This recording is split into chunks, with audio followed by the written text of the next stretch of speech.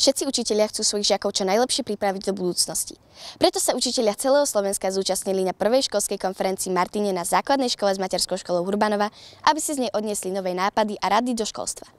Prečo ste sa rozhodli uskutočniť túto školskú konferenciu práve v Martine?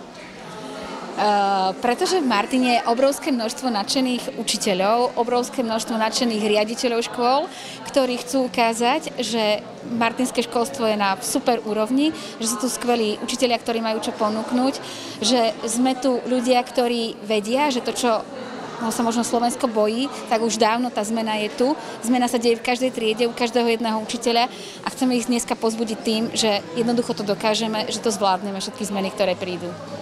Myslím si, že Martin bol vždycky takým centrom inovácií vo vzdelávaní, takže vyplynulo to asi tak celkom prirodzene. V podstate aj prvé tie myšlienky kurikulárnej reformy sa začali realizovať v dvoch mestách, a to je Rožňava a Martin. Aj prvé centra podpory učiteľov vznikli v týchto mestách. Pretože v Martine je dosť ľudí a učiteľov, nadšencov a zanietencov, ktorí chcú posúvať vzdelávanie detí a školstvo dopredu. Kto všetko sa na tejto školskej konferencii zúčastnil?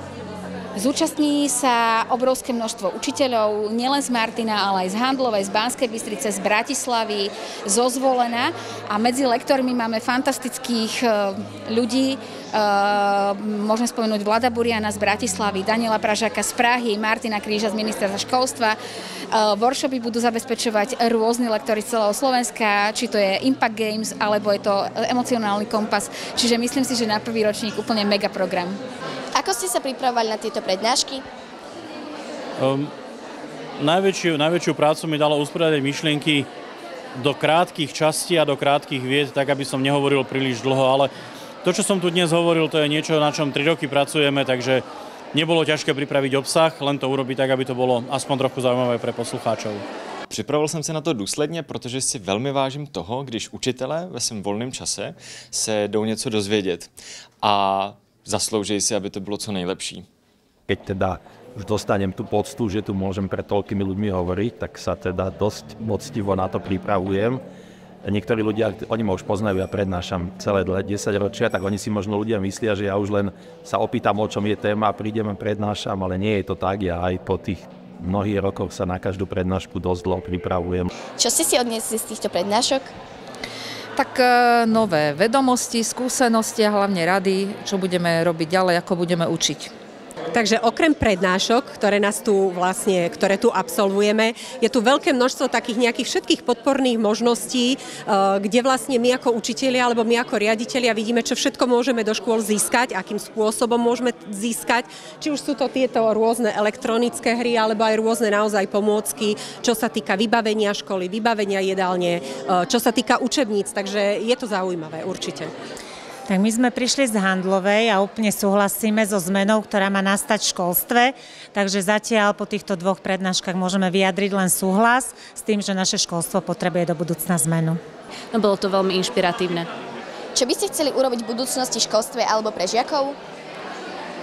Chcel by som, aby sa žiaci neučili na najbližšiu písomku a na odpoveď pred tabulou, ale aby sa učili veci, ktoré považujú za zaujímavé, pri ktorých rozumejú, že sa stávajú šikovnejšími a aby sme hlavne iba nenaplňali hlavy nejakými vedomostiami, ktoré odtiaľ aj tak časom vyfučia, ale aby sme učili žiakov riešiť problémy, premýšľať, robiť si vlastný názor na život okolo seba, aby mohli prežiť múdry a šťastný život.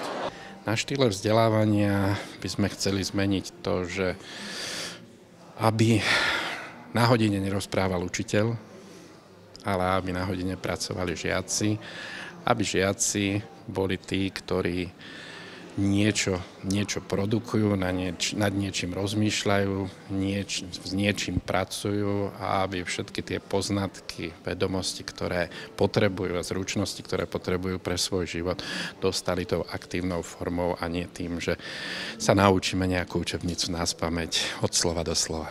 Chcela by som, aby sa nestávalo to, že do školy prichádzajú deti zvedavé a odchádzajú znúdené, ale aby tá zvedavosť, chuť učiť sa, vzdelávať, získavať nové vedomosti pretrvávala dlho a nie len v škole, ale celý život. Pretože keď sme zvedaví, tak objavujeme nové veci a je to skvelé. Mně by se líbilo, kdyby z českého školství, a myslím si, že to slovenský v tom nebude zas tak jiný, šel pryč strach. Protože se někdy bojíme jako učitelé třeba dělat něco nově, někdy jako žáci nebo studenti se bojíme, že uděláme chybu, bojíme se přihlásit, když něco víme, aby jsme nebyli náhodou za blbce. A možná jako ministerstvo se někdy bojíme komunikovat otevřeně s učitelema a s rodičema. A kdyby tenhle strach zmizel, tak by nám určitě v těch školách bylo líp. Doba sa posúva vpred a s ňou aj školstvo. Učitelia sa dozvedeli o nových zmenách a radách, ako byť lepším učiteľom. A aké zmeny do školstva by ste chceli vy?